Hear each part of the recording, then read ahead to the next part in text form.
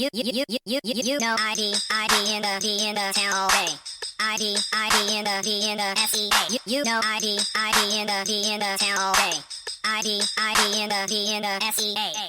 Hello and welcome to episode 471 of the fabulous Peltoncast, sponsored by our friends at Pagliacci Pizza. I'm your co-host, Kevin Pelton. And I'm Tristan Carcino. And we are coming to you from separate locations. I'm in Seattle, Washington, home of the four-time WNBA champion Storm. And I'm coming to you from Renton, Washington, home of the Super Bowl 48 champion Seattle Seahawks. And in honor of this week's episode, the greatest Seahawk of all time. Without question, the Walt Jones episode. I guess I wouldn't say without question. I mean, obviously, Russell Wilson is in the debate about who the greatest Seahawks player of all time is, and has a very credible claim, among others. But Russell Wilson is the most important Seahawk of all time. Walt Jones is the best. You talk about the legacy of being a one-team player, the peak at which he hit, which was the spiritual MVP of the NFL in 2005. Both of those factors, I do think Walter Jones is the greatest Seahawk of all time. The two greatest Seattle athletes in baseball and football happen to have gone to Florida State. I guess Cal Raleigh. Of course it is. Yes, I understood the illusion there. Yeah. Well, you must be excited for Ichiro's Hall of Fame summer to be overshadowed the way it is. By Cal Raleigh? Yes. By someone clearly having a much better offensive season than Ichiro ever did. It's your illusion. That's a great point, actually. I had not thought about it. I saw the countdown. Did I preempt a take? No, it's fine. No, I'm saying like that could be a take going forward. It would be a take if so many players didn't have better seasons than him. It's not that hard. You know what the actual bit? Should I save it? Should I do it as a hot take at some point when you want a week off? Because I've got an idea. Yeah. Sure. Okay. Well, that's not going to be the podcast. But since you mentioned Cal Raleigh, should we start with the toast to him? Oh, by the way, first off, I did make it through my illness. Oh, hello. Thanks to Are we toasting to you? Worried. I was not a toast to Kevin's immune system. I was not nearly as bad off by that point in the illness as it sounded last week. But thankfully, I am now better. I went and I never do this, but I re-listened to a chunk of the episode just to hear, because I was like, I thought we were stopping. Legitimately, you tried to stop the podcast. I did. That is accurate. And I was just like, no, we're doing this. We're powering through it. Which it's not like it was going to get better later in the week. I was thinking about how funny that was of listening back to that, where I was like, let me try something here. And yeah, it worked. We're going to try it again this week. Hello. All right, so we are starting with a congratulations to Cal Raleigh, voted to start the All-Star game at catcher for the AL. He's the first Mariners All-Star starter since Nelson Cruz in 2015. Raleigh will also participate in the MLB Home Run Derby on July 14th. And this is a homecoming since he went to high school less than 3 hours from Atlanta.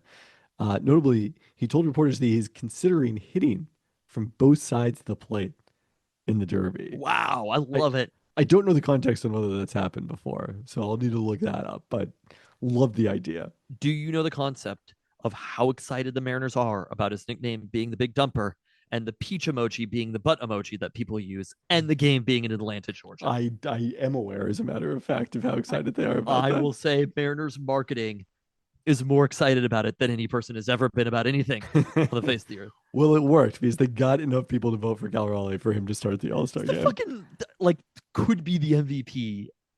Was it that close? Did they release the votes? So the format now, as I learned yesterday, is that the two top vote getters at each position, or I don't know, I guess the top six in the outfield, I'm not entirely sure how that works. They fight. Battle Royale style.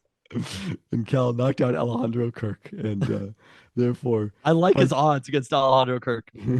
He seems like he's feisty, but he's probably got Kirk, 6-7 inches on him. True, he does not have the reach. Fan. Yeah, does not have the reach. Alejandro Kirk, though, low center of gravity on that guy. Let me tell you.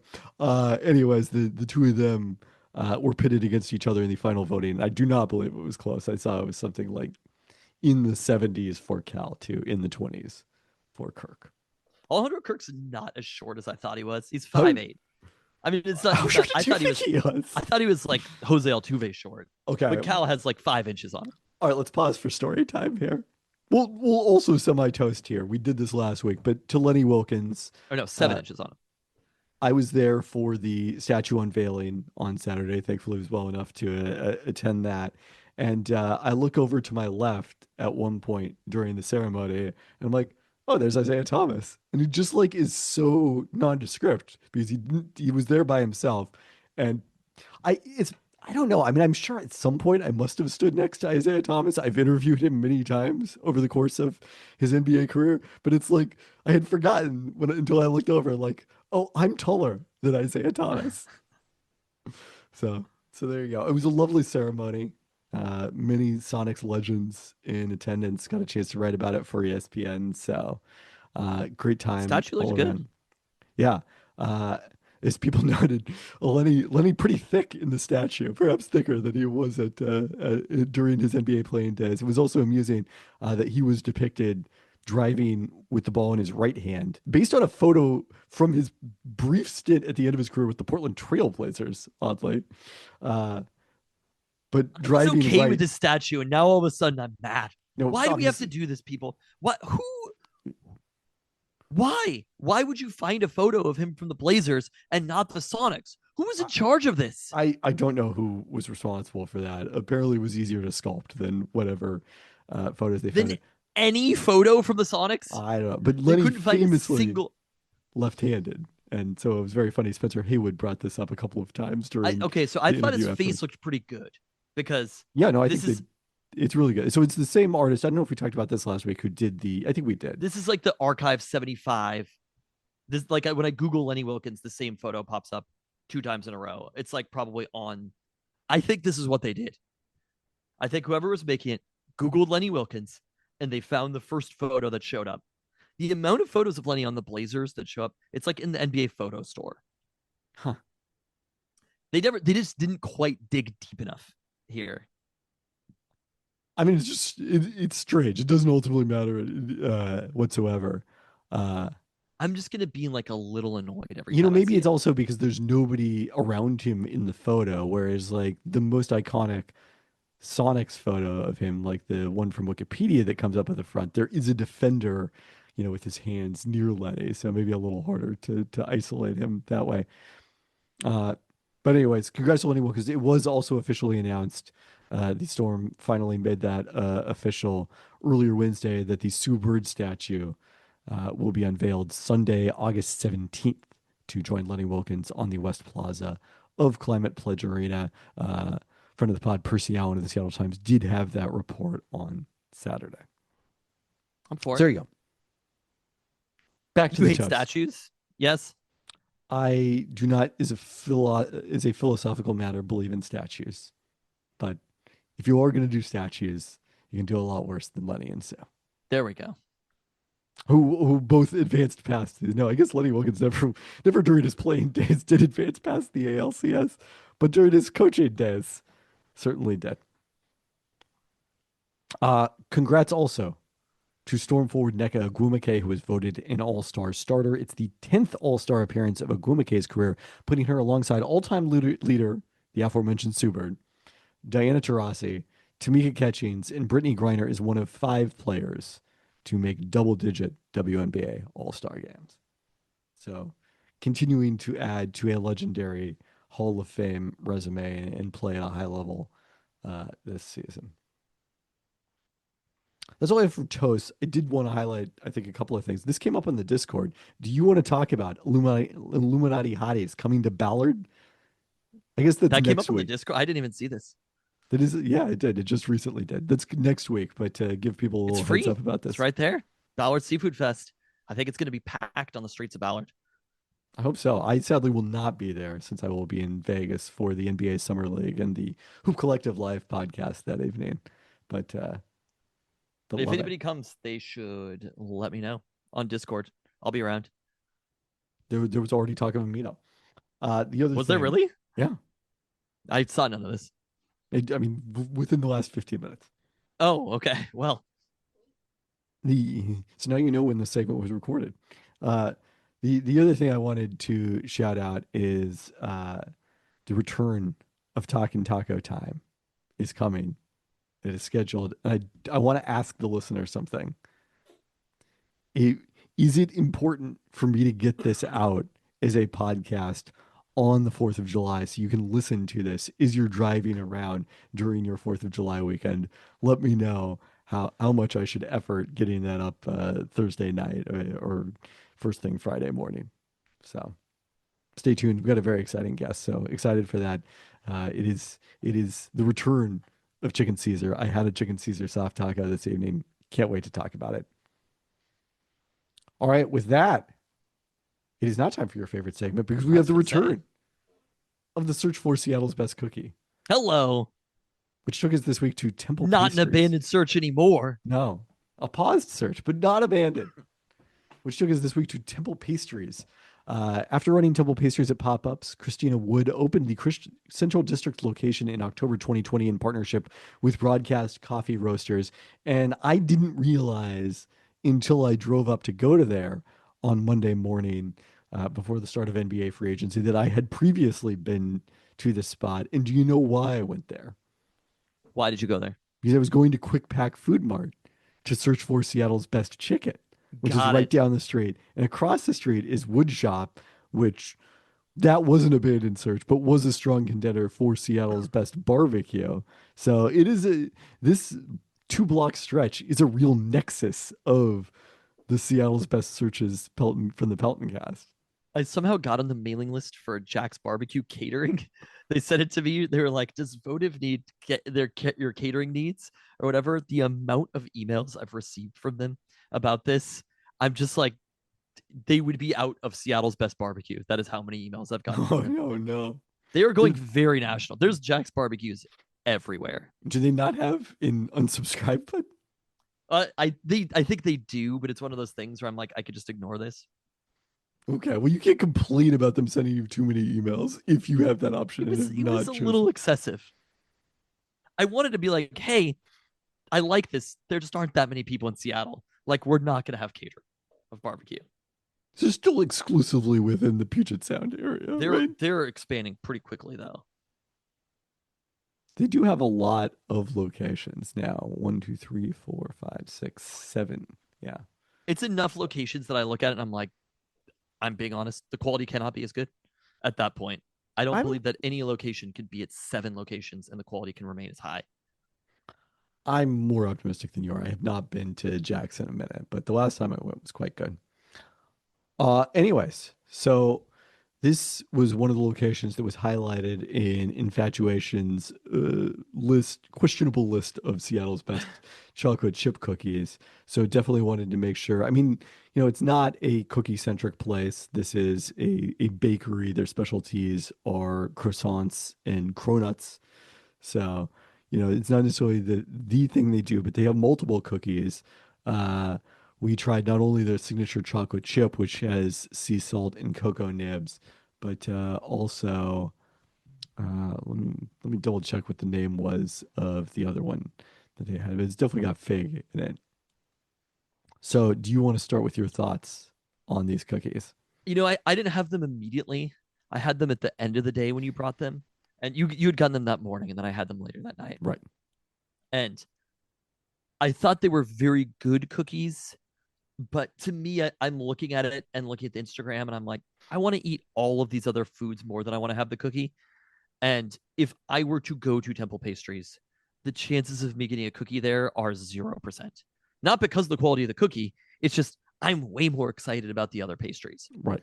And so I think that's my main takeaway is that the cookies were good, but if we were talking about Seattle's best bakery, I think it would be a completely different conversation. A conversation we may have at some point in the future, without question. Oh, I'm excited about these baked goods on here. Olive focaccia. Maybe would have taken a look at that. The fig and oat, I would say, it's not my favorite. I'm like all of these. I'm like pretty hungry. It's not my favorite style of cookie necessarily as compared to the chocolate chip, but I liked it better, I think, relatively than it is technically a cocoa nib sea salt cookie. The consistency of the chocolate chip cookie wasn't exactly what I'm looking for. I would say it it was like kind of like very classic store bought chocolate chip cookie texture. Now the I agree with that. ingredients are It's way neither better. crunchy and neither super gooey. Exactly. It's kind of neither. It's soft. It's like a soft baked cookie. Exactly. And that's just not the texture I'm going for. The ingredients were top notch. The flavors were on point, but the texture to me wasn't quite there to be a contender for Seattle's best cookie. Chamomile bergamot donut. I'm just like, I want to have all this other stuff. So this is not even a statement about Temple pastries. It's mostly just about they do so much more than donuts or Exactly. than cookies, and I feel like that's how they should be judged, but not necessarily strictly in the cookie search. And I'm I'm down seeing for Seattle's best bakery because I, we've been to in this donut search some really good bakeries as well, and I'm like, I like cookies, but I also like bread. I mean, bakery is so hard because it feels like there's so many different items to judge people on that you need to come with like multiple people to be able to eat enough different things to really get a representative sample. But it's certainly a consideration. And yeah, I was there on a Monday, but the weekend churro donut is definitely calling my name. We I'm have a happy we got back to it. I'm ready to go on cookies right now. we have a couple more spots to get to perhaps, but depending on when we're awarding Seattle's best cookie, whether there's a show at the end of this that perhaps has people in attendance, we might want to try and schedule at I some point really am here. just like the weekends are very complicated. Okay, well, we don't have to do it on the weekends. Uh, depending on when we do that, we really kind of need to get into the bracket pretty soon here, Okay. and possibly already Every have weekend. needed to get into the bracket. I feel like a winter show is going to be, or a fall show is going to be, there's, I don't know, a Friday night in the fall could make a lot of sense because the amount of end of the summer weekends that I am gone or have something else is all of them. All right, well, we will continue to discuss this offline. The summer filled up very quickly and then it becomes football season, but we could do a Friday night before some sort of like we could do maybe the Friday of the Ohio State game or something the night before Ohio State. It's an intriguing idea. All right, with You know ID in the town all day. ID in the SEA. You know ID in the town all day. ID in the SEA. that, it is now time for your favorite segment. Don't burn yourself. We got Mariners hot takes coming at ya. So it's July. We're past the halfway point of the season. Mariners are 2.5 games up in the division, coming off 4 consecutive series wins or ties. Cal's an all-star starter. We're at the beginning of summer and a 4-day weekend. You'd think I'd be feeling pretty good about baseball right about now. Well, think again.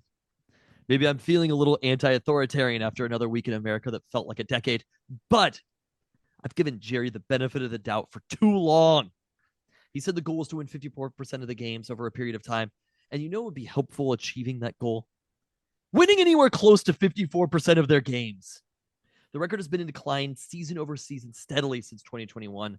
Yeah, they're 2.5 games up on the 3rd wild card spot, but they're one bad weekend away from being in Red Sox territory and completely out of the division, which they're 7 games back of an inexplicably great Astros team.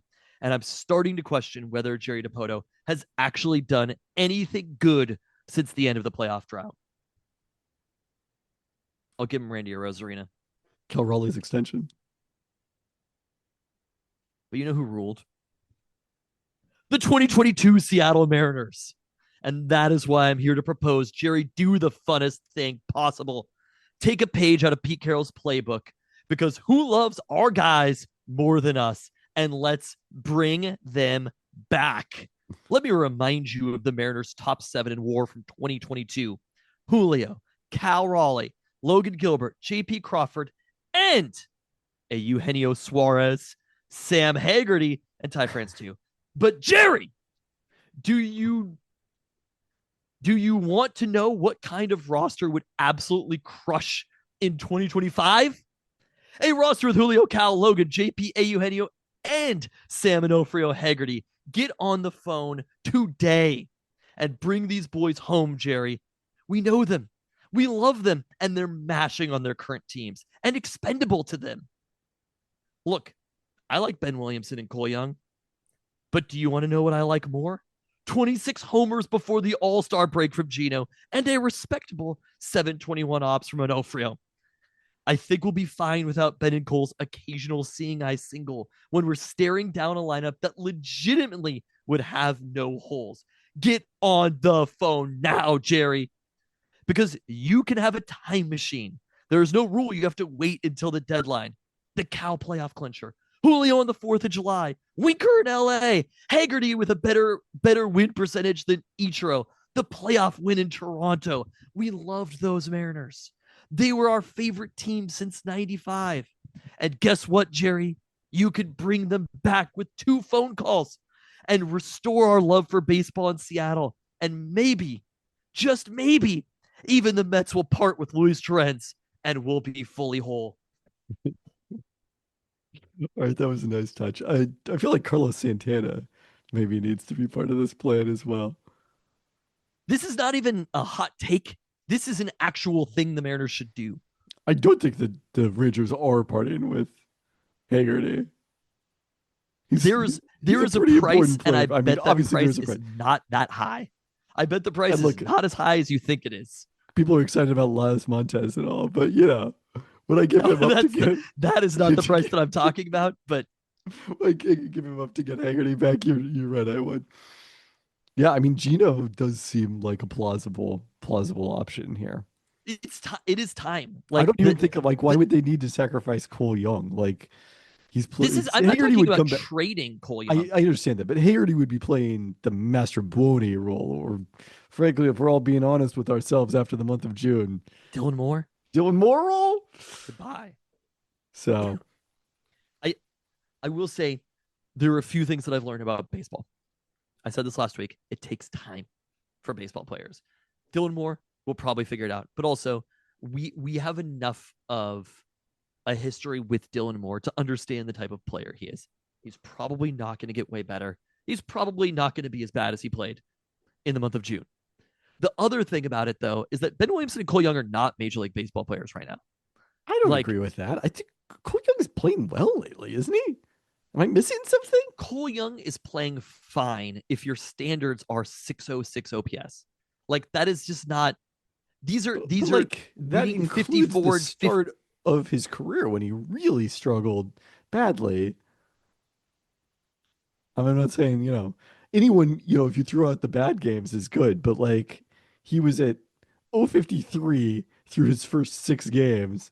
Since then, this is not including tonight on Baseball Reference, he's hitting 320 with a 728 ops. So I do not care to hear your Cole Young takes. All right, Cole Young will be okay with. But like, there's a reality about Ben Williamson is that Ben Williamson is a good defender. Gino Suarez has 26 homers. Again, no one is arguing your point here. We can let Ben Williamson marinate in the minors. The other thing was they waited way too long. Like, Jerry was fucking around with Emerson Hancock. They wanted it to work, but the Mariners, I think they were 1-6 in his last 7 starts. These are important games that I know that they wanted. Like, Hancock is older. We're doing pitch and wins now. That's what we're doing. But I agree he has not been pitching. Do you want to look at the other stats because they're not good? But I still think it's like the last 3 starts where he has been really poor. His FIP the fact is that like they lost 6, in a game in 11 5. innings 6. against Arizona, that he went 5 innings and allowed 2 runs. Like, that's not on Emerson Hancock. Sure, but his FIP is 5.6. Like, there is Emerson Hancock right now. I was wrong. I'll admit it. The Mariners are at 4 aces at the moment. I'm willing to believe Logan Evans might be ace number 5. And when the Mariners sent down Emerson Hancock, was like, yeah, because he's pitching like shit at the moment. Emerson, the difference for a starting pitcher, Emerson Hancock might be awesome in 2 years. I'm willing to accept that. But this moment, the Mariners need these wins. They are not in an amazing place right now. Just being in the playoffs, that the playoffs started today, is not the place that they should be. The roster is too good, and they've scored too many runs. Cal has been too good for this team to be sitting around. That's why they need to make a move right now. I mean, he had a 6-game stretch between May 17th and June 15th. So basically a month, whereas FIP was 4.33. I think you're being a little too dismissive of how well Emerson you're Haynes. cherry picking his best stretch, and the FIP still is not. I'm not saying that he shouldn't be. I mean, for 2025, I think that standard is perfect and good for your number 5 starter who's only there because of injuries. I don't think that Logan Evans is going to come on the roster. And I hope that Logan Evans is going to be better, but I don't think it's like going to be night and day here. You're not calling up, it's a little bit of Jerry's. It's wish casting from Jerry. They've been a little bit right. They've been a little bit like Solano. Obviously, has been amazing from whatever the arbitrary time period is that people. You got to see him hit cleanup. Did he? No, was that tonight? He hit cleanup. Yeah, I didn't see Solano hit cleanup. I think Randy was hitting cleanup when I was there. Oh, maybe he was hitting. And he was hitting cleanup. Randy Arozarena, the first time in his regular season career, Mariners PR helpfully points out that he has homered in 3 consecutive games. He did it during the 2020 ALDS when I first learned who Randy Arozarena was. Very exciting time. I'm feeling a little bit the rain delay. I do think that the rain affected them in Minnesota, but those 2 losses were kind of brutal. Eking out the wins in Texas was good, obviously, that they did it. But there's something, the Mariners are just, things aren't quite clicking completely right. The roster is too good to be in the place that they're in. Pythagorean record is not, they're dead on, right? They're not unlucky. They're not lucky. They are exactly where they should be statistically from this point. And it doesn't quite add up to me. And I think it's because we've been told over and over and over again how amazing this pitching staff is. And maybe you were on it earlier where you were like, the pitching staff is not actually as good as we think it is. The word historic hasn't come up all that much this year. But I mean, you are still keeping an aces count, and it still is pretty high. The aces count? Yeah. Sometimes some of the pitchers got to start pitching like aces, though. I agree. For them to count as aces. I mean, Castillo is one where I not throw the word ace around, but it's going to be kind of interesting. So Logan Evans is coming up. He will start on Thursday. The rest of the rotation will slide back a day. I think it was Brian Boo was scheduled to start and will now go Friday. I'm going to be very curious how the Mariners line up after the All-Star break in terms of the pecking order of their starting pitchers. Very curious about that order.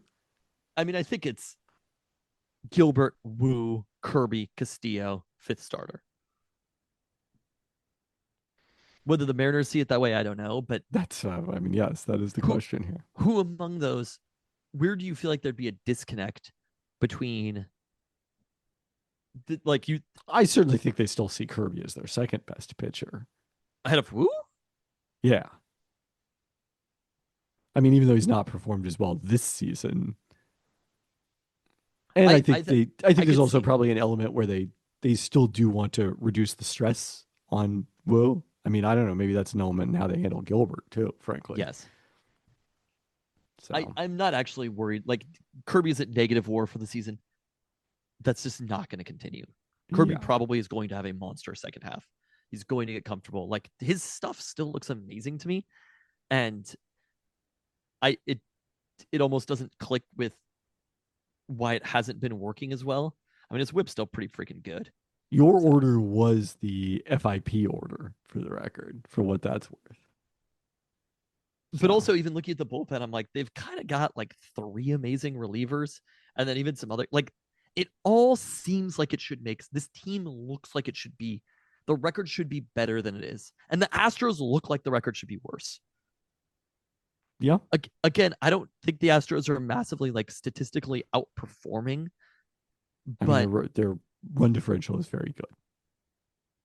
It just doesn't quite make sense. And that's partially why, if I'm being honest, I think that the Astros are going to have a skid. I said this a few weeks ago, and the Mariners are going to continue playing well and are probably going to go on another run because. But now they're at the point where they have opened a big enough lead that they can go on this skid and still be in first place. So Yeah. that's what's happened here. I mean, And they're that's like the in third best team in invitation. baseball. Like they're chasing a team. What was the They're chasing a Mariners? team that is way better than the Astros were last year. What was the Which again, Mariners' biggest AL West lead last year? Do we know? 10 games, wasn't it? No way. They were up 10 games. You don't remember this? And missed the playoffs. Oh, It yeah, was they in were like 10 fucking games. June. What are you Yep. talking? It was like very notable that they were up 10 games and missed the playoffs. I don't remember that number specifically.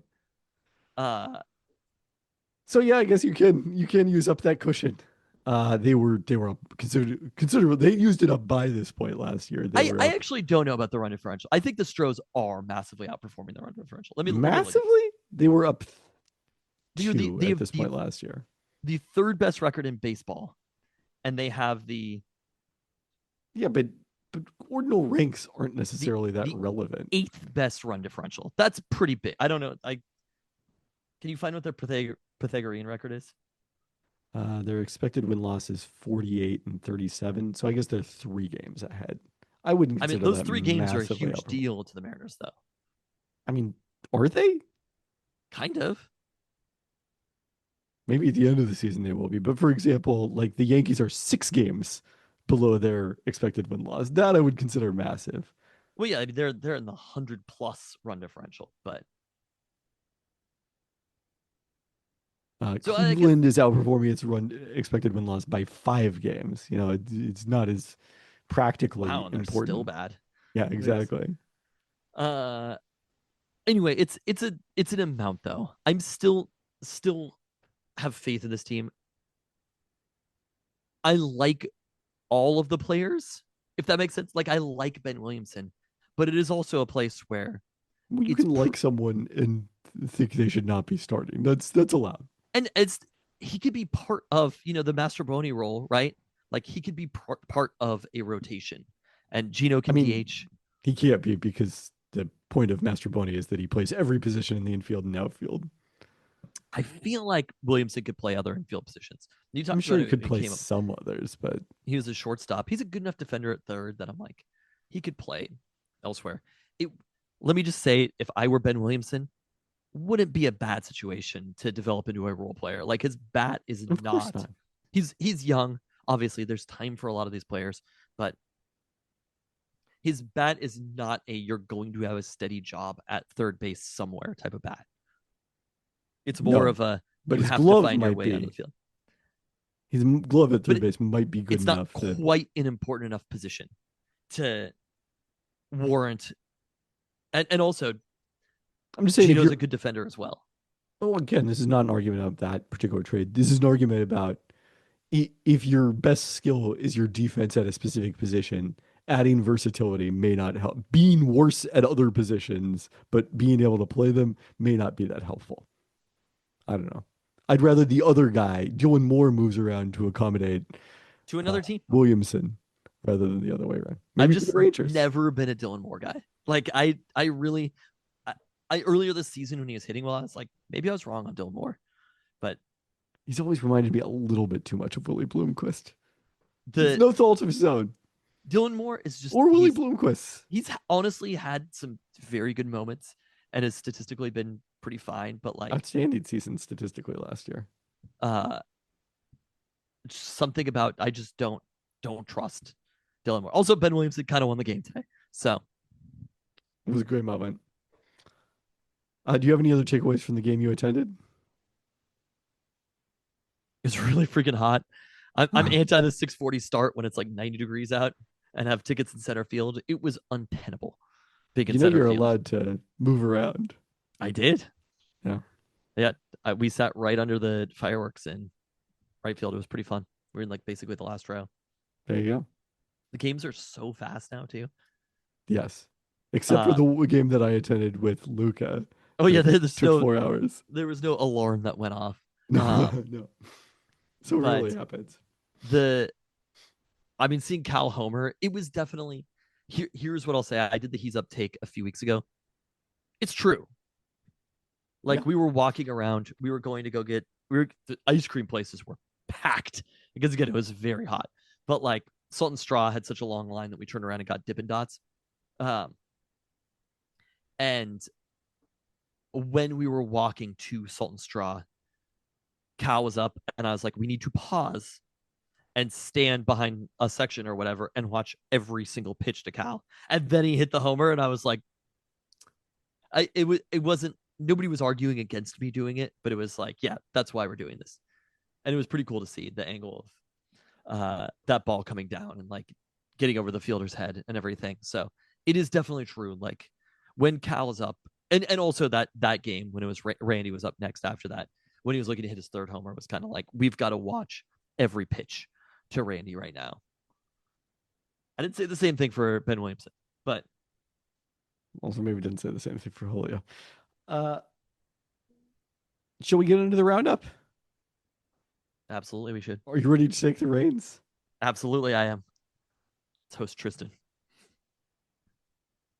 Starting with the Kraken, the NHL draft was last Friday.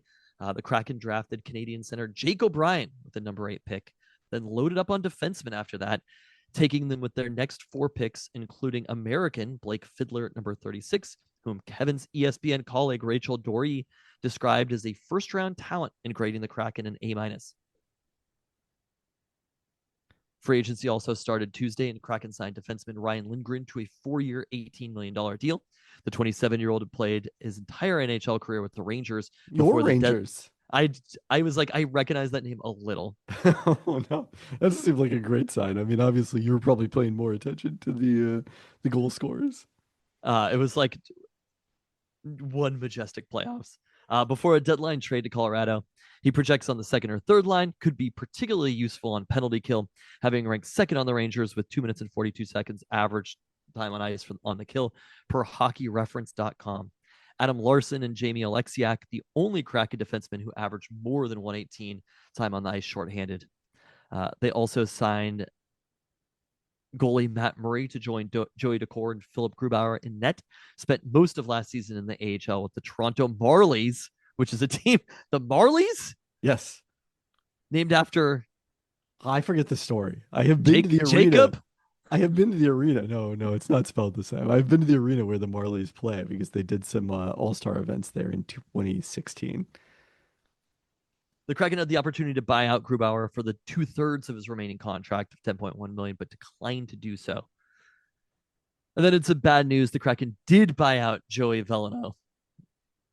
Joe Veleno, who we discussed last week. Is Italian. They're named after the former Toronto Marlboros to avoid any potential association with the similarly named cigarette brand. MLSE uses the abbreviated form. Is the team's So they're nickname. not affiliated with the cigarette brand? They are not. Why were they way cooler when I thought they were? They were named after the original version was named after the Duke of Marlborough. So there you go. It always goes back to royalty, monarchy in Canada.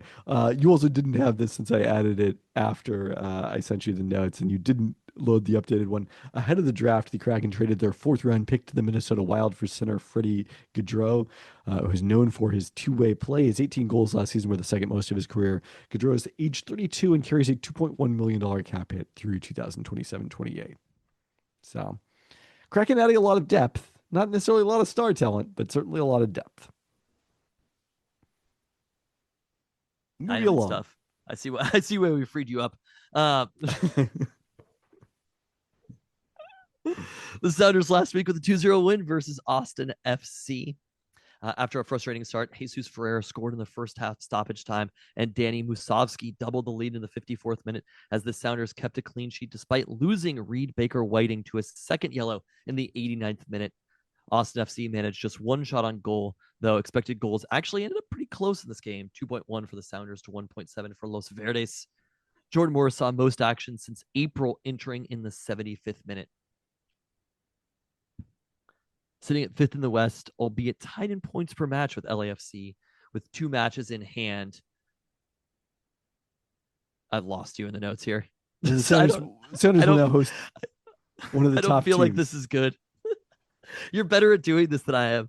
Yeah. It turns out last week was a fluke. Sounders will host one of the top teams in MLS on Sunday when the Columbus Crew visit. It sounds so much more natural when you talk about boring things. Don't tell Reddit. They're fourth in the West with a +7 goal differential, led by 9 goals from Diego Rossi, having his most productive season since he previously played for LAFC after 2 years before his 2 year stint abroad. We'll always In have that one half of the episode when we decided that we should Well, change things. well, We were like, how many years have we been doing this podcast? 13. well, we haven't done the roundup for all of that. You actually paid attention to the Sounders for a long period of time. We even had discussions about them. God, the time period's over. In the Sounders annual business meeting with Alliance members, majority owner Adrian Hanauer shared that MLS and MLSPPA, the MLSPA, have reached a deal on the FIFA Club World Cup bonus structure that was obviously so controversial that we've talked about a lot, while expressing some degree of regret for his locker room tirade after players wore the FIFA Club World cash grab t-shirts. If there's one thing I've learned through this process, it's that if anyone can become a pariah more than a millionaire athlete, it's a millionaire owner, Hanauer said, per Sounder at heart. It was not a proud period of time. I pride myself on the relationship I have with the players and have done so for 24 years. It's been done and dusted. It's behind us. I suspect that they aren't happy and some of the owners aren't happy. That probably means it ended up in some fair range. It's a little bit like the noting the millionaire athlete and the millionaire owner, which partially some of these Sounders are not millionaires. Absolutely. I will say, like, Adrian Hanauer is not Steve Ballmer. He's not, the late Paul Allen, but he is definitely wealthier than the players. I am not weeping for Adrian Hanauer. I mean, I like the Didn't say shit. The element. I mean, these are always terribly wrong. What? It's Oh, you're AI. gonna do the AI estimate? response says he's the father of Chip Hanauer. Does it? No. I would believe it. I would believe. I'm sorry. I would not believe that he's the father of Chip Hanauer. I would believe that AI would think that. What do you Worth got? somewhere between 250 million and 500 million.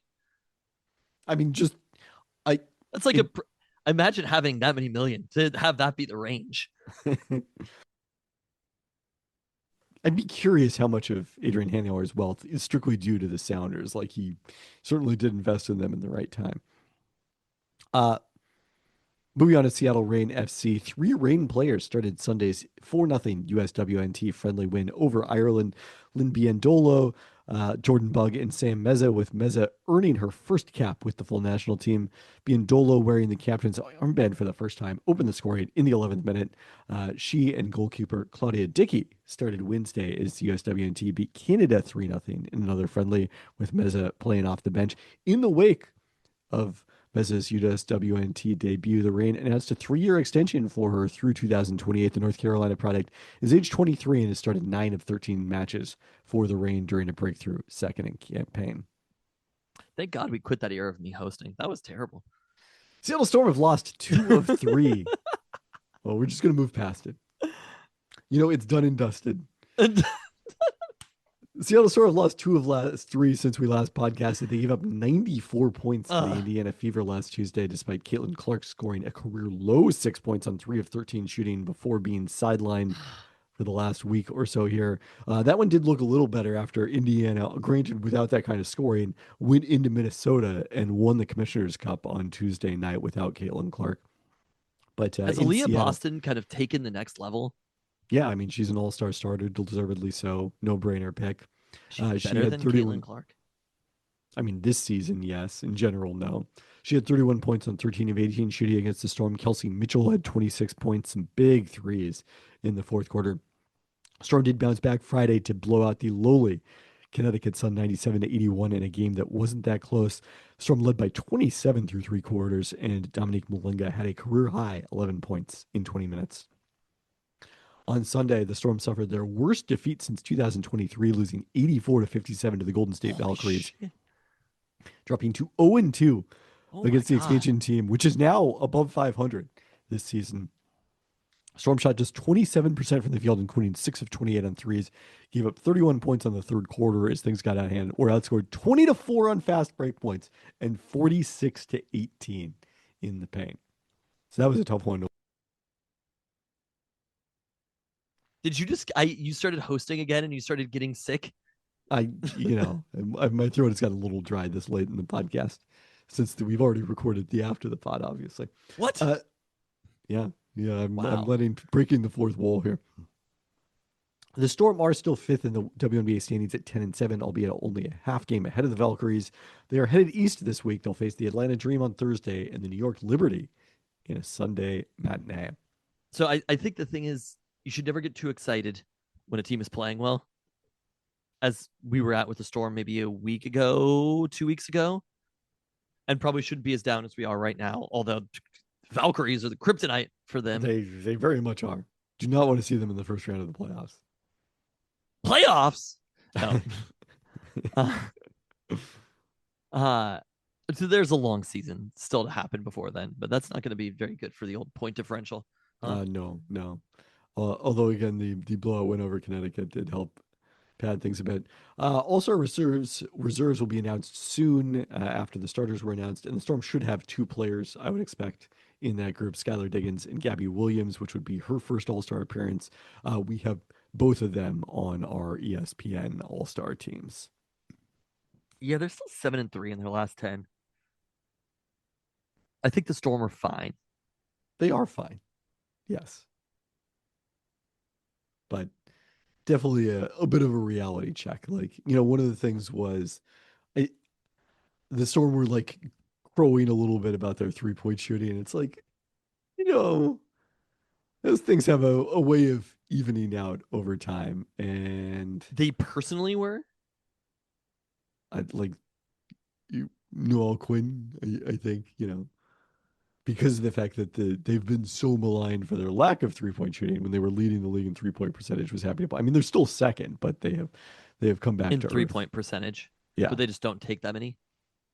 They are ninth in the league in attempts per Okay. game. But It's not terrible. No, I mean, the interesting thing here is like we kind of assumed that the Storm were going to be pretty good this season, largely because of their defense. Gabby Williams is having an amazing defensive season.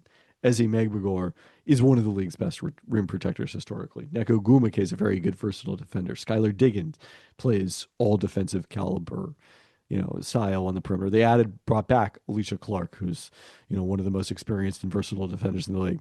And they're seventh in defensive rating. Like, honestly, they've been much better offensively despite the loss of Jewel Lloyd. They're only sixth, like, so, relative to the rest of the league in terms of rankings, it doesn't sound that different. But, I think they are considerably better than league average on offense and not much so on defense, which I has think been an interesting development. the most important thing is just looking around the WNBA, right? So Jonquel Jones is out for the Liberty. Yeah, they are on a slide. But They've also if been playing without Leonie Fiebish. They will have presumably her back by the time the Storm play there on Sunday. Now that Eurobasket has concluded. but if the Liberty are one Jonquel Jones from being a 500 team, like that's not a great place to be in for them. And Well, it's basically as soon as I wrote the story that they might be better than last year. really, Oh, that's yeah. how it works. Immediately. We didn't even talk about NBA. I feel like that. I want to talk about the WNBA for 1 second, but there's, I assume, like betting favorite is probably still the Liberty, I would guess. The market has never been quite. Yeah, probably because the market usually been on too high on Vegas, if to the extent they've been too low on the Liberty, not necessarily Minnesota, but How many teams make the playoffs? 8. I mean, there's a legitimate chance that Vegas is kind of struggling to make the playoffs. Yes, I mean they are only a half game up on a playoff spot right now. I There's, think one of these teams is going to fall off. but there's a By the way, the best news for the Storm remains that the LA Sparks are 5-12. They lost to Chicago on Sunday. The Sky, after their dreadful start, and despite the Courtney Vandersloot injury, have now passed the Sparks. They're a half game up. Dallas Wings also playing much better. They're 4-6 in their last 10. They are a half game back of the Sparks. So a lot of they still, the Sparks have gotten healthier. They may get Cam Brink back at some point here. Haven't really had a lot of updates, but the chances of the Storm getting a lottery pick from the Sparks are looking better by the game, I would say. okay, here we go. Are you looking up The the Liberty betting are line? like plus 130 in that range, plus 110 from BetMGM, and the Lynx Okay. are plus 260. So it's close, but the Storm are plus 3,000. But I I see mean, them the at eight. plus 2,200. I see different numbers for all of these Where are you looking at? on the website. Which one? ESPN Bet. Okay. Um, it's still a pretty wide open WNBA at this point. There's not a clear favorite. I saw the ESPN one too. I clicked on the Vegas Insider that has kind of like all the different ones segregated. But like Gotcha. the there's not one. There's a handful of teams that are favorites. I mean, they still have the Aces fairly high right now, but could the Storm sneak in there? Could they get hot? It's still unlikely, but it's not unheard of. I I think the semifinals would be a great season if they win a playoff series for the first time without Subert and Brianna Stewart. That's a great season for them. That's what we I'm should be targeting. sure that's fine, but I'm just saying it's not since kind of like the peak Vegas run. The Storm, there's less of a clear favorite. Plus 10,000 for the Valkyries. I mean, come on. So What you're do we saying think? there's a chance? It's kind I of mean, tasty money, isn't it? I mean, given the reasonable, I mean, they're above 500. Yeah, Atlanta is the team that is way undervalued at plus 2,800 to me. Okay. Uh, I'm still feeling pretty fine about where the Storm are at right now, short term and long term. I think that they've handled this quite well. One thing to watch, Dewana Bonner. I don't know if this has happened by the time we recorded last week. She worked a buyout with the Indiana Fever, I guess. Yeah, uh, and is a free agent. I haven't heard anything specifically linking her to the Storm, but perhaps would be a consideration, and she would be a massive upgrade to their bench if they somehow added her, even at her age. Apparently, the Valkyries and the Dream cannot be parlayed together. To both win the championship, or you're saying one of the? I just clicked on both. I was trying to do the yeah. Should do it like an either or bet. If I bet Well, $1 on the Valkyries. you know who's an either or is the pair of UW men's basketball players participating in the FIBA U19 World Cup in Switzerland. Hannes Steinbach is putting up monster numbers for Hello. Germany, averaging 18.3 points, 13 rebounds through 4 games. He's shooting 75% on twos, 40% on threes, is second in the competition in rebounds per game. Incoming freshman recruit JJ Mandaquit averaging 6.3 points, 4.5 assists for the much deeper U.S. team, ranking second on the squad in the latter category as part of a roster that features AJ DeMonza. Both teams 4-0 heading into the quarterfinals on Friday, with the championship game coming up on Sunday. I mean, obviously, we got to be excited about Hannes Steinbach. This is the most exciting UW German basketball news since Detlef, obviously. What about Patrick Femerling? This is Since Patrick Detlef. Femerling erasure. That's These guys fine. do have a surprisingly good German tradition, obviously with Schrempf and Christian Velp. It's been a minute, but Patrick Femerling was a fixture on the German national team alongside Depp for a long period of time. Uh, I mean, Depp didn't play that much necessarily. I don't know if it was alongside him, but he was a fixture for a long period of time. It's one of those things where, like, I'm seeing this with college football right now a little bit as you see the stories. People are a little bit slow to realize what's going on, and there's not a lot of talk around UW basketball, but we're going to start seeing it over the next like 5-6 months, assuming everybody stays, but over the next 5-6 months. I mean, we're getting close to the season at that point, but like people are going to start doing the thing where they're like, you know, who's a sleeper for me? And it's going to be UW basketball a lot in this time period. And this right now is the most excited I've been about a UW basketball team since I literally can remember, right? Maybe since Lorenzo Romar. I don't know. I think you were probably pretty excited when they were winning the Pac-12. That we're talking about it in July, though. I agree. Yeah, it's bizarre.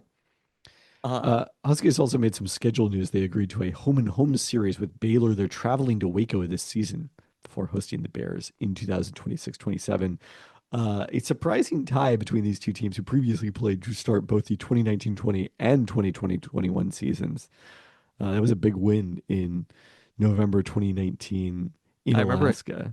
Yeah, I feel like was there a UW football game the same night? That's my vague recollection of that, but I'd have that to go look it up. sounds kind of right, We but were I don't. definitely at the famous cousin Katie's, or no, maybe we were at your house. We were at one of those two houses. And we I turned know I on watched it in after. Fairwood, Washington. There we go.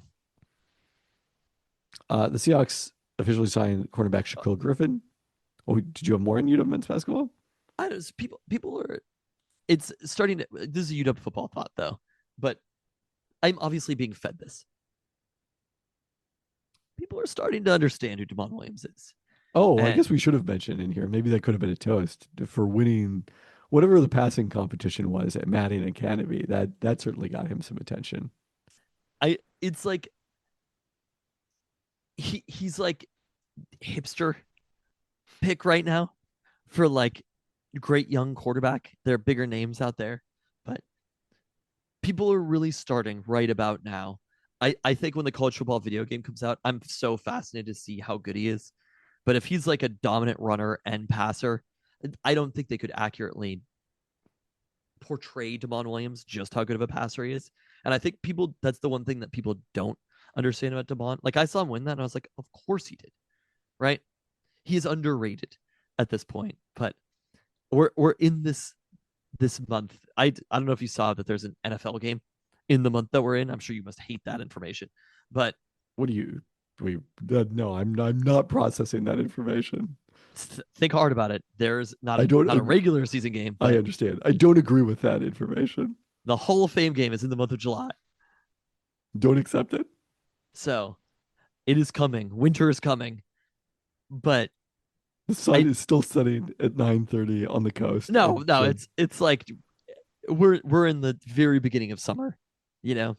4th of July, it's like not even summer in Seattle technically. It did.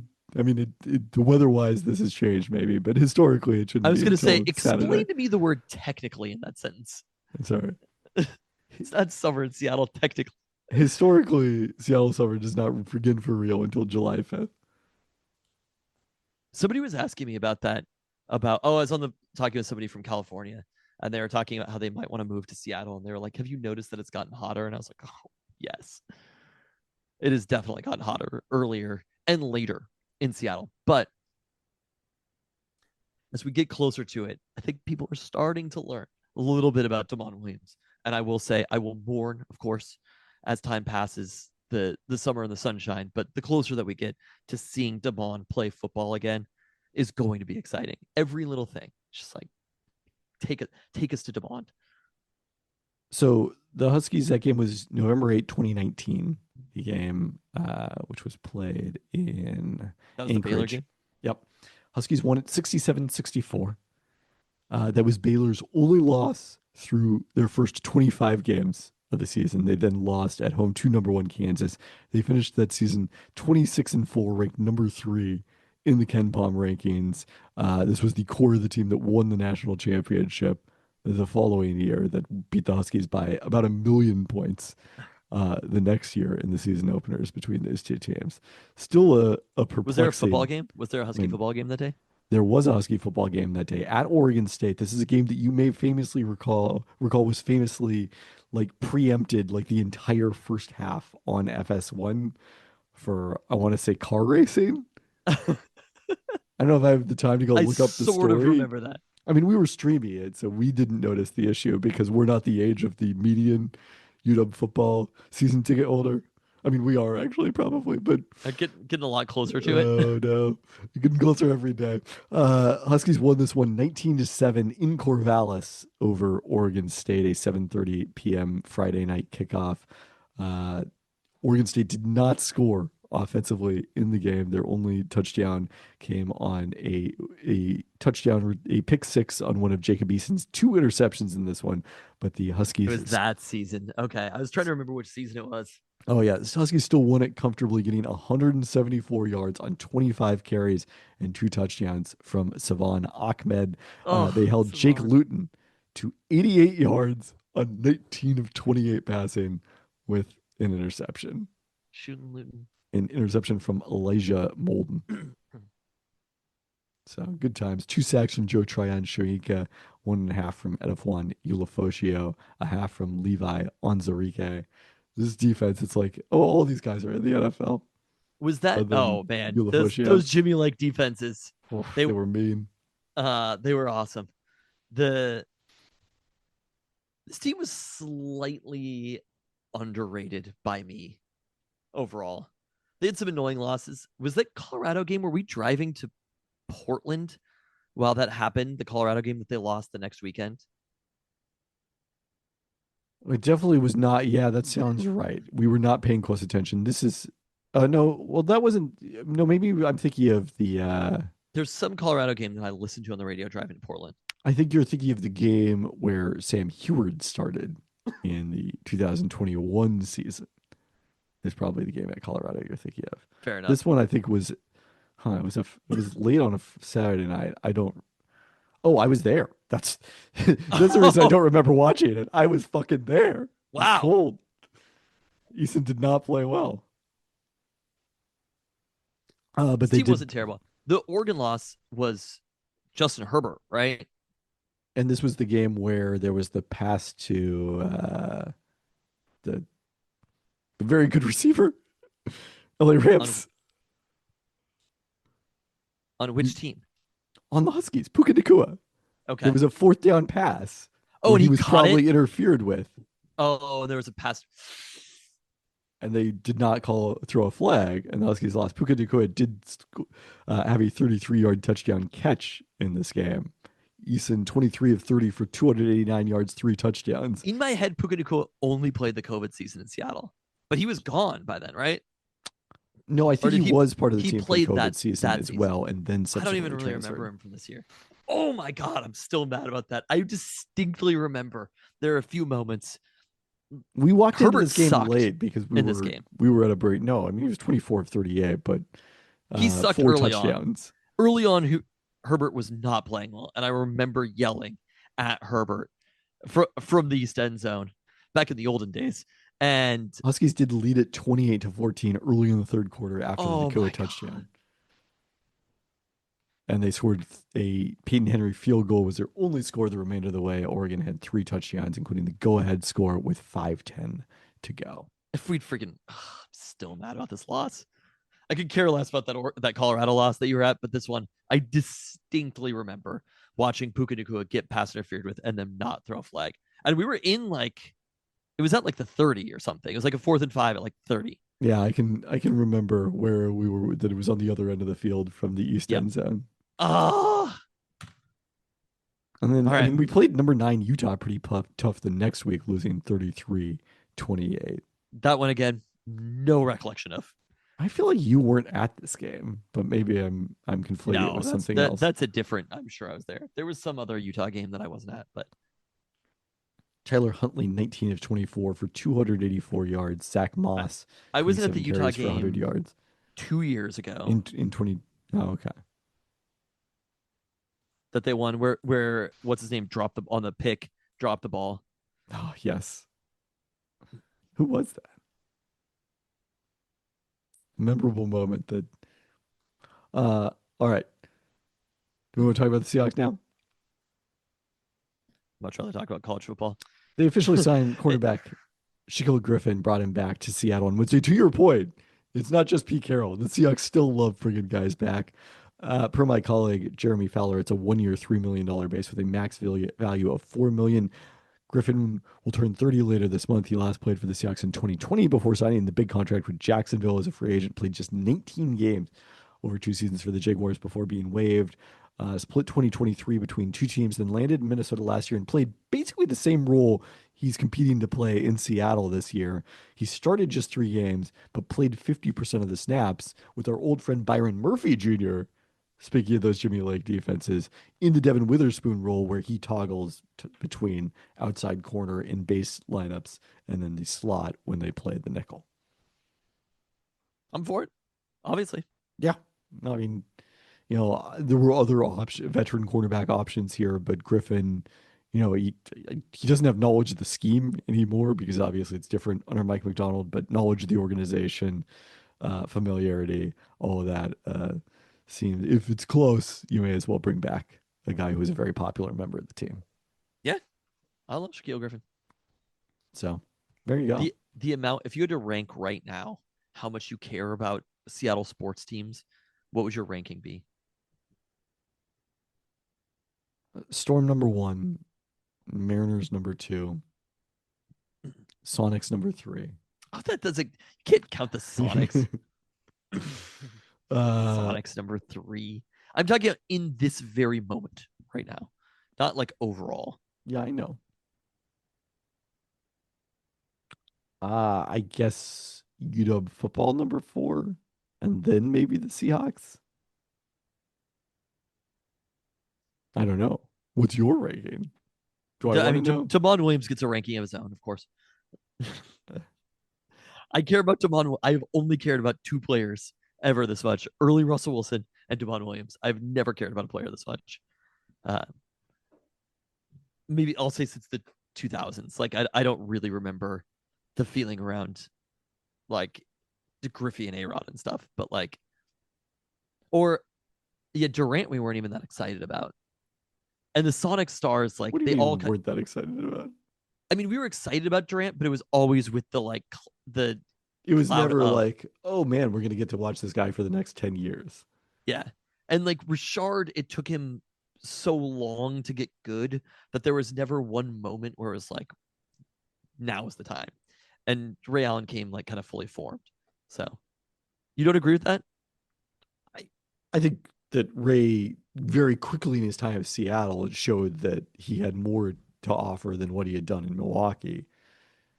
It was just different. It's different when you watch a player Without grow question. up versus. Yeah, no, I versus straight agree. Yeah. Okay, so the Huskies, like Husky football is still number 1. Mariners are number 2. I guess I'm not watching the Storm that much, but I do kind of care about the Storm, like on an emotional level. So, hydroplane racing, of course. Oh yeah, I didn't throw that in there. And then the Seahawks. We were talking earlier about how I don't really like water activities. I like sitting by the water and just looking at the water. And it was making me think of why I like hydroplane racing, because I get to do that. And then occasionally there's boats racing on it. Oh, I wanted to add this is on that note. Thanks for listening. You went back to hosting? No.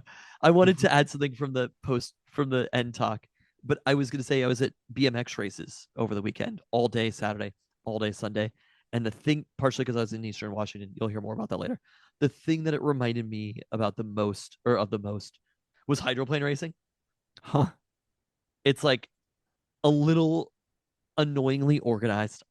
You're hot, sitting under a canopy, Eastern Washington, and it's like 95% just sitting and waiting for like 1 minute of action. Yeah. And then you sit there. It was like literally, if I close my eyes, it was as if I was on the Columbia River. Oh, but you didn't feel that cooling breeze blowing off the Columbia. That is true. You weren't staring out at the Blue Bridge. I'm not saying that it was as good as being in a hydroplane race, but the experience was all it felt kind of exactly the same, being at hours and hours of BMX races. And also you're just like, good God, can time pass faster? You're like, can we just hurry up? We have to do a break now. And the same with the hydroplane racing. It's like, the water is fine. Just put the boats on the water, people. Another air show. Not today, I learned from Wikipedia that the Blue Bridge replaced the Green Bridge. Ah, that's important information about colors of bridges in Eastern Washington. On that note. Oh, we have to do it again. I feel like it's become excessive, the amount of on that notes that we do now. Oh, it definitely is. You know, we're really just 13 years in figuring this podcast out. Well, we tried to figure it out again, and then we unfigured it out. It turned out the first 13 years we did have it right. Yeah, we had it right the whole time, except for like an hour of post-podcast talk.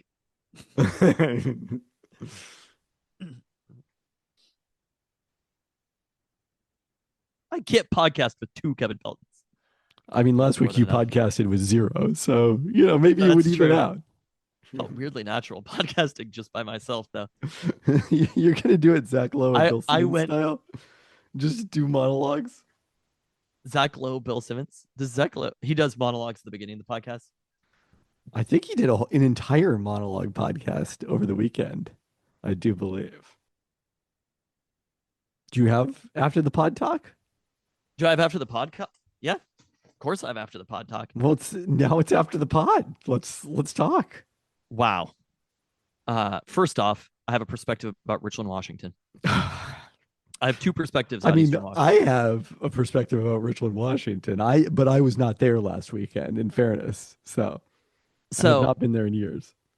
I think it's kind of Walla Walla. I hadn't been to. I technically went to Walla Walla one time before for Mumford and Sons, Gentlemen of the Road. Imagine explaining that to children. But I'm how to talk to your children about the fact that you once went to Walla Walla to see Mumford and the Son. Mumford and the Sons. That's not even what it was, though. It was more just like explaining the concept of a traveling music festival that goes to Walla Walla and Mumford and Sons are headlining it. It was a little bit like we were driving there and I told them about, I was like, oh yeah, the only time I've ever been to Spokane, we were driving across the state and Ozfest was happening at the Gorge. And I was like, there was a traveling metal festival that was called Ozfest. And it was happening that day while we were traveling across the state. So times have changed across the country, but that was the one time I went to Walla Walla before. I will say Walla Walla, I think it is lovely. And in my rankings of east of the pass towns, Ellensburg is just fine. Walla Walla, way ahead. And I think Walla Walla might be number one for me right now. How much time have you spent in Yakima? I mean, we've driven through it a couple times, but there's no way that Yakima's nowhere near as quaint and lovely as Walla Walla is. Come on. Wow. Not a chance. But what is Walla Walla the Palm Springs of? That's the children noticed that when we were driving. We stopped at the Taco Bell in Walla Walla. I will say there were people protesting on the street of Yakima, which I was happy about. So we honked our horn for them in support. Downtown Spokane is in fact quite lovely, having spent several weekends there over the last many years. Not a fan for obvious reasons, but in the Gonzaga campus, say what you will about their men's basketball team. We've been listening through to the Sublime record Sublime. All rippers, if we're being honest. I hated it for so many years, and then I was like, the frat bros had it right. I was wrong. Turns out it happens occasionally.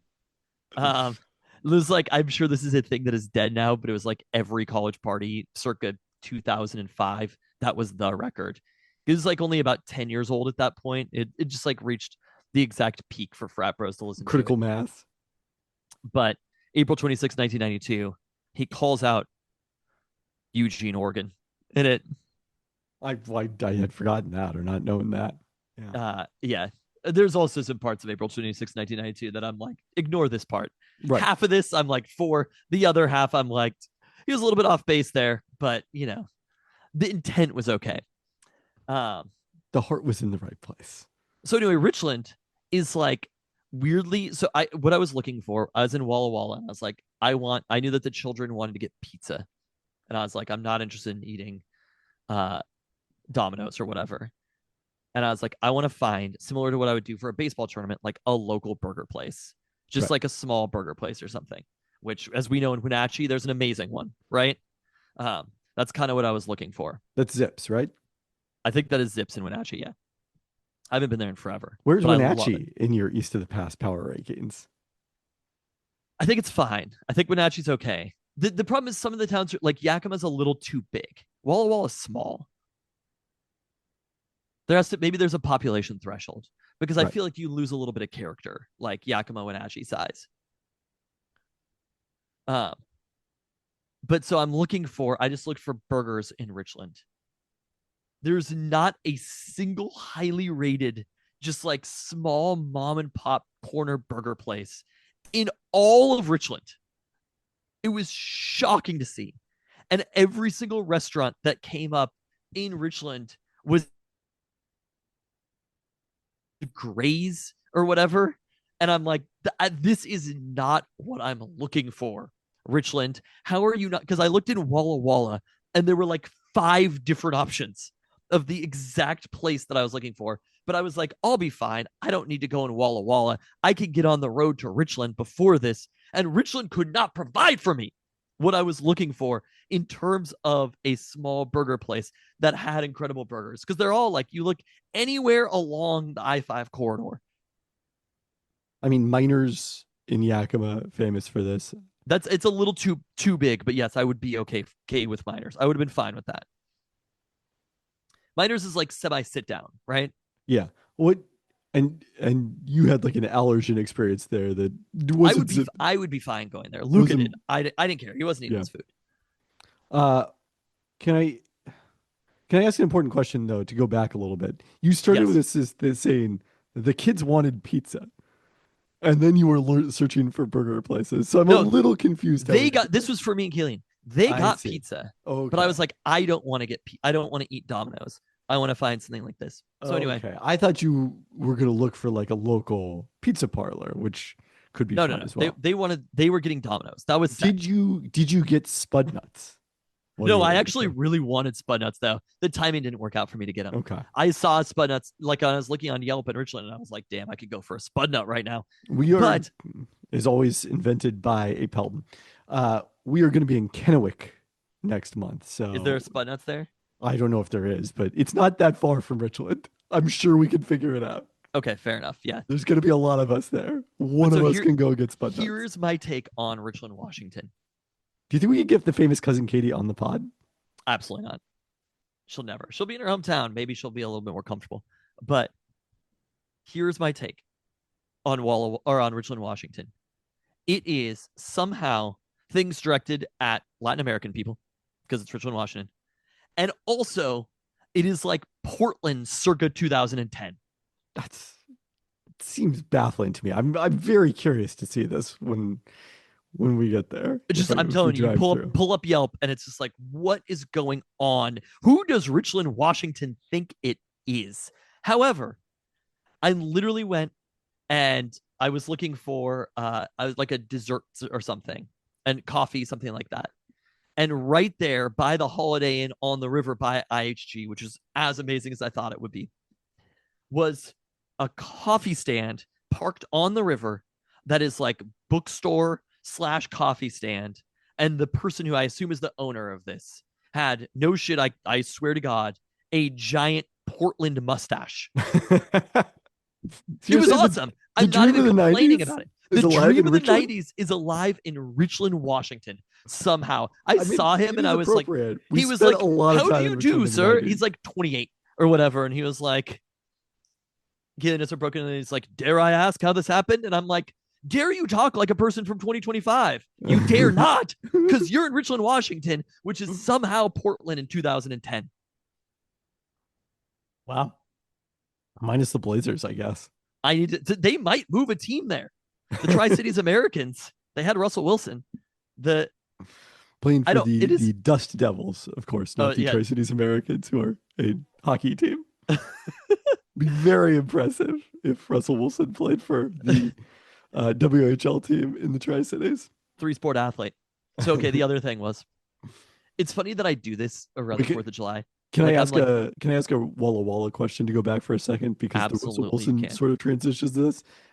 How many signs are there advertising home of Drew Bledsoe? Not a one. What? It's too cool. That's what I'm saying. Walla Walla. See, here's the thing. Richland wants to be cool. It's almost like Seattle and Portland. I don't know, call Seattle Portland or Seattle cool. I apologize for that. But like, Richland is trying to be something, just like the state of Oregon is. You know what I mean? The state of Oregon wants to be something it's not, in the same way that Richland wants to be something that it's not. However, I did respect this man and his mustache. This is not a complaint necessarily. It's more of an observation. Walla Walla just is. You know? Huh. Walla Walla has everything that you want. Like that downtown, I was pretty pro. All of a sudden, I thought to myself, maybe Whitman College isn't that bad. I think they might have an okay baseball program. This is reminding me, there's some sort of beach city in the Northwest. I thought Oregon, but I'm not finding it, that uses the slogan, come as you are. And I don't think it's Aberdeen, which would be appropriate. and it's like, what other places could not come? And I am. Richland. Okay, I need to go to the Handlebar Mustache by the time we go. It was so incredible. I was just like, where the fuck am I? How has this happened to Richland? The restaurants, it was bonkers. So, because they're nice restaurants in Walla Walla also, if that's what you're looking for. It's like a wine town, right? But somehow they've got the burger places that I want. They've got nice restaurants. The hotel that I was staying at, there was like a steakhouse that had like a trolley car that you could sit in, like the old spaghetti factory back in the day. I Love it. wanted to go there so bad. If I would have had more time, I'd have been like, we're eating at this place. Aberdeen, for the record, does have a "Come as You Are" sign, but this is many years old. I saw a slogan on a billboard much more recently than this. So I don't know. We'll get to the bottom of it. So the other thing Okay. that it's around the 4th of July. And for some reason, every single year, it starts with Darlington County, but I listen to Bruce Springsteen so much around, and he's been in the news lately, obviously. Did you watch the trailer, by the way, for the movie? I did watch the trailer. I'm not going to lie. It looks truly awful to me. Yeah, I was going to say, it didn't seem great. I had some notes.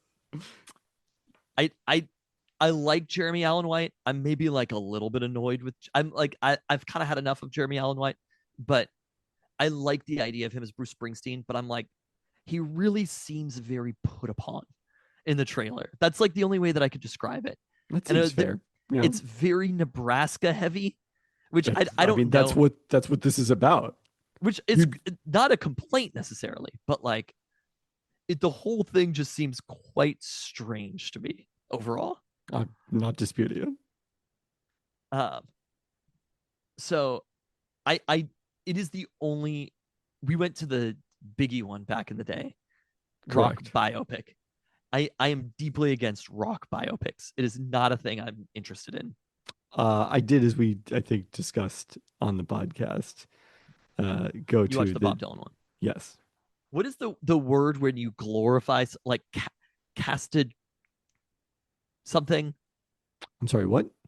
Like castigration, something like that. There's a word. There's a word to describe this that I'm not thinking of right now, but basically where you like glorify something. And look, Bruce Springsteen deserves all the accolades that Bruce Springsteen can get. This is not necessarily a complaint, but the idea of turning these moments that are like situational and complicated into like a movie, you know, like the real aspects of it get lost, I feel like. Yeah, and I agree.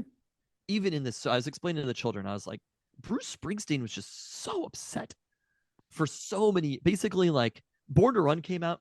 I don't think, and then you look at the sequence of records that he put out after that, even on the songs that are hypothetically like upbeat songs, Working on the Highway, like it starts with him working on the highway as like a road worker and ends with him working on the highway as part of like a prison gang in like Correct. 4 minutes, like how that transition happens, right? Obviously, like we all know about Born in the USA. You listen to it and you're like, Born in the USA, great. And I'm like, I feel like what he is talking about when he does the Born in the USA thing is basically he's talking about the like lie of American upward mobility, you know? Like it's not it is an anthem, but it's almost like an insult to the American dream, Of course. specifically. And Bruce is constantly talking about how the American dream is dead. And in the context of, yeah, or how the United States has failed its citizens, the Yes. American dream. This motherfucker was talking about that in 1978. And I'm like, I was like, wow, he'd be so pissed if he was, wait.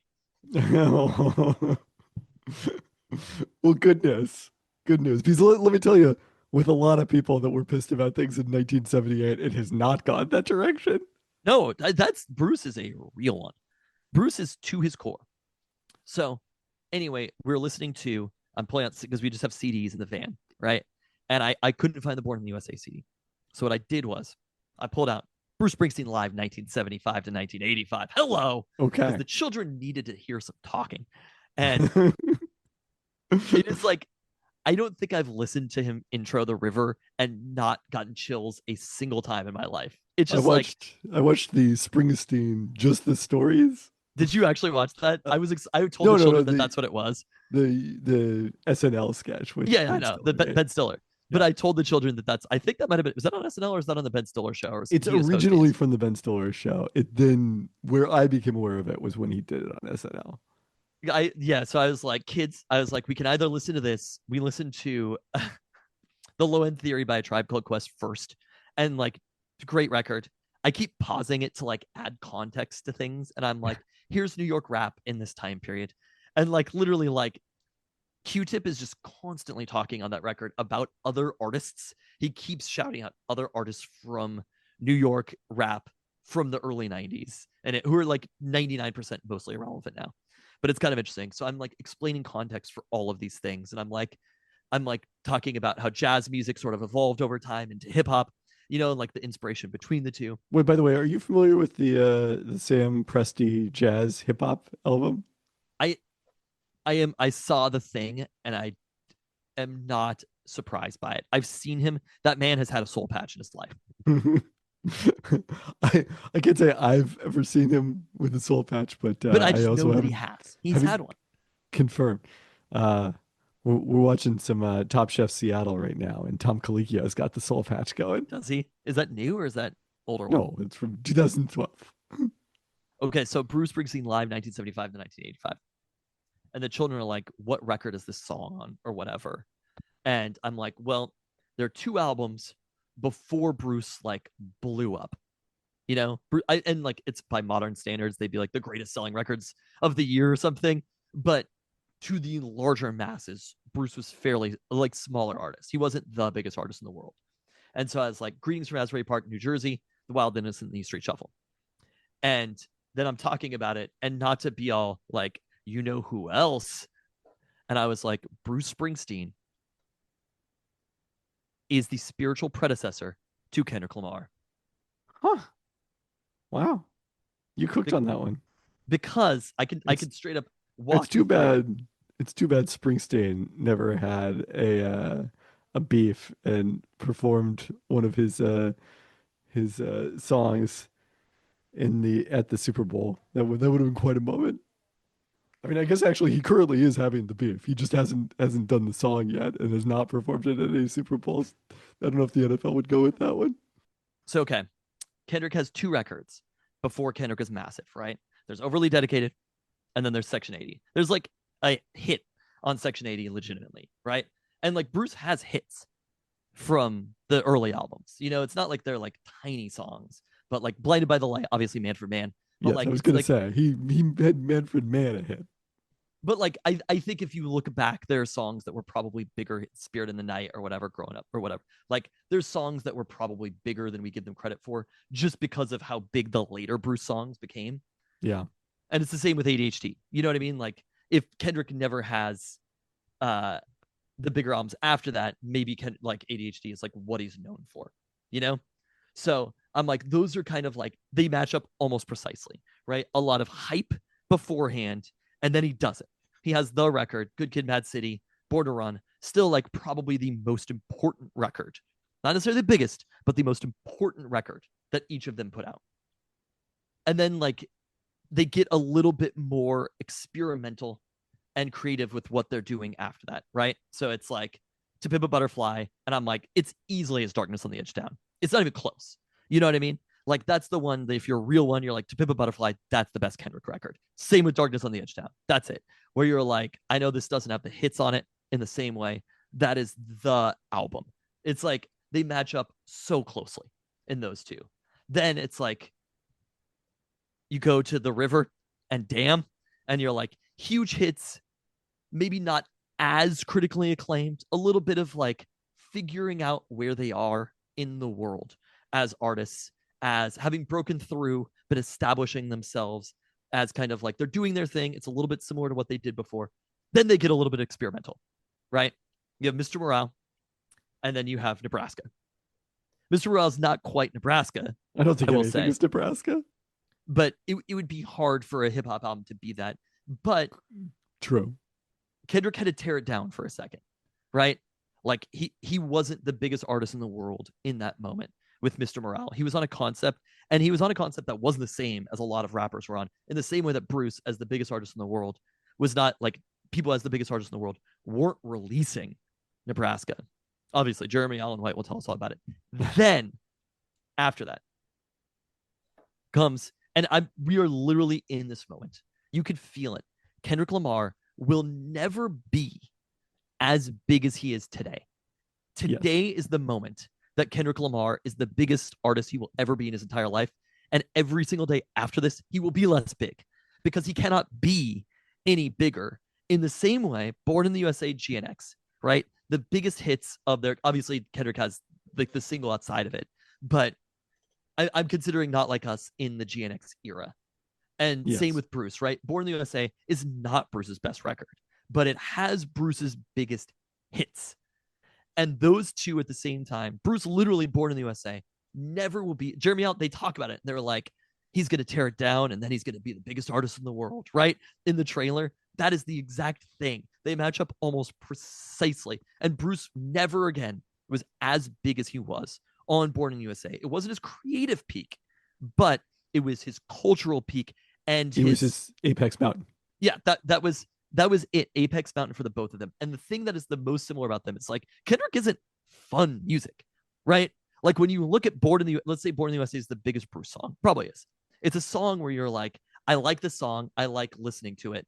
They not like us. They not like us. He's rapping about another rapper being a pedophile on a song. This is not like there's no fun aspects to it when you really, really get down to it. And yet, both became anthems for presidential elections too. Yeah. Is that interesting? But songs where you're like, this is like, if you really want to break it down for Kamala, talking about the context and everything, it's like, this is kind of weird when you think about it, especially when you see the white dude on TikTok rapping along to it and you see the Republicans singing along to Born in the USA. It's a little strange. And the same way, my favorite Kendrick line of all time, where he's like, old soul, I probably built them pyramids. And I'm just like, you fucking did it, Kendrick. God damn. Because when he talks about himself, when he's an old soul, he looks at himself as a slave. He doesn't talk about himself as a king in the past tense. That's who Kendrick sees himself as, in the same way that Bruce always, despite being the biggest artist in the entire world, sees himself as the person going to work every day, struggling, not being able to find a job because at the refinery, things like that. It is almost precisely the same how their careers have evolved, and it is shocking.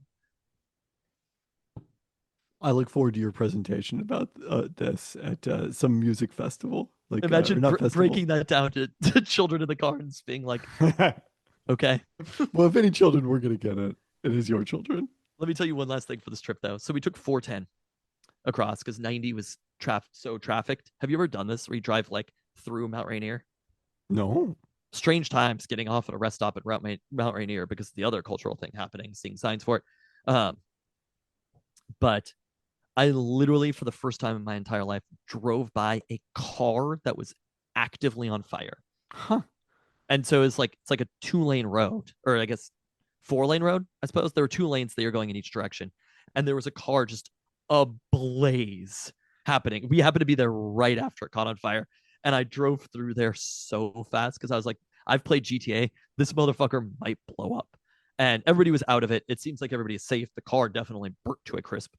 And there were only like 3 or 4 cars. Like people were starting. Then we kept seeing all the like rangers driving down the mountain to go check on it. But it was a wild situation. I was like, we got to get through here quickly. And then people who are behind us who also are driving east were like, we saw the car being like in like a burnt shell being put on a tow truck. But it was the thing where I was like, I did not know this is the thing that could actually happen. So that was kind of shocking. Anyway, it's a fun trip. Like you go up over Mount Rainier and then you end up in Yakima. You come down and you're like, I'm in Yakima somehow. Huh. How much longer was it? Well, it was faster because of the traffic. Well, okay. Really, the much drive to longer would Walla it have Walla, been? it's like only probably like a 30-minute difference. And you're getting this, I mean, you're starting much farther. I guess you're not really that much farther south, but much farther east. I didn't. interesting. If I would have gone on 18 up to 90, there's a bunch of traffic at that interchange. Oh, I know that interchange. Do you? I mean, I'm on it all the time now, but like, if we would have done that, it would have taken a long time. It's just kind of fun to drive. like when you're driving through like Enumclaw and those places over to Mount Rainier, it's a pretty fun drive. And then you get toward Mount Rainier and it's like you're kind of in the middle of nowhere down there. But I think all told, like I can look it up right now. Here,